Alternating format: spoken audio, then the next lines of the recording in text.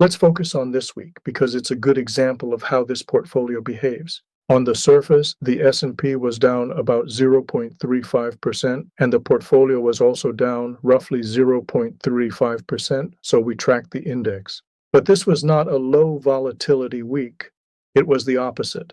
We had large intraday swings almost every day, strong up moves, sharp reversals, heavy volume, but no net directional follow-through by the end of the week. That's an important distinction. High realized volatility without trend is actually one of the most challenging environments for this structure. The portfolio is built to benefit from directional movement or volatility expansion that persists. What we got instead was volatility that mean reverted quickly.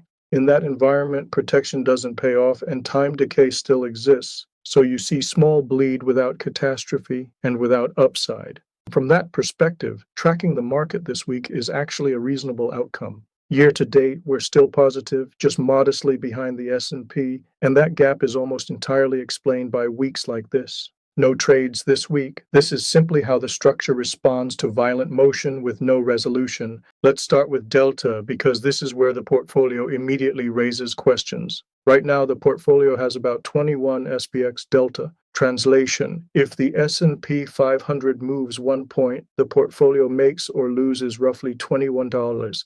With the S&P sitting around 6,915, that means this portfolio behaves as if it controls roughly $138,000 of S&P exposure. And no, we do not have $138,000 invested. We don't even have $90,000 invested. In fact, we're holding about $17,800 in cash, collecting cash. That is the free cash in our $100,000 starting capital. This isn't leveraged through borrowing. No margin calls, no late night emails from the broker.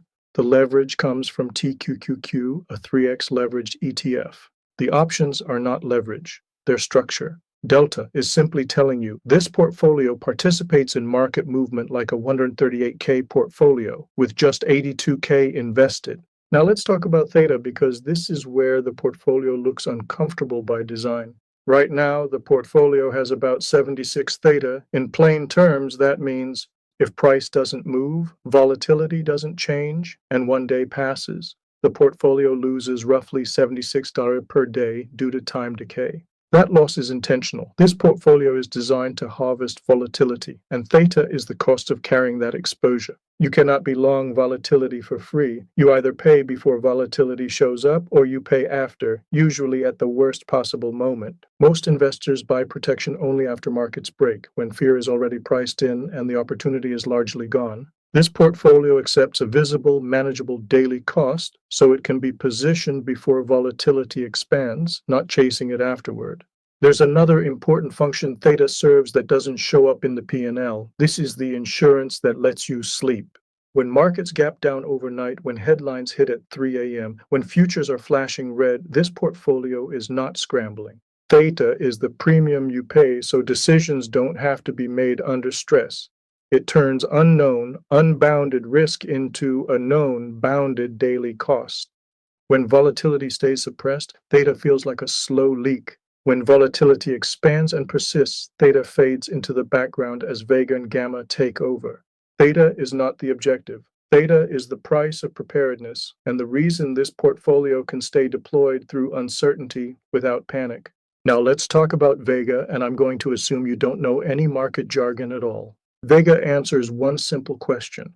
What happens to this portfolio when the market becomes more uncertain? Markets don't just move up and down. They also change how nervous people are about the future. When investors feel calm, protection is cheap. When investors feel unsure, protection becomes more expensive. Vega measures how much the value of our protection changes as that nervousness rises or falls. Right now, the portfolio has about 153 Vega. What that means in practice is this. If the market becomes slightly more uncertain, not a crash, not panic, just a small step up in fear, the portfolio gains about $152 for each of those small steps. And here's the important clarification. A 1-point change in uncertainty is very small. It's the difference between people being comfortable and a little less comfortable. This portfolio is not designed to make money from a single moment of fear. It's designed to benefit when uncertainty builds and stays elevated. And this is the part most people miss. When markets move from mild concern to real panic, that sensitivity doesn't stay linear. As fear spreads, protection doesn't just get more expensive, it gets repriced faster, repeatedly, and across the entire market.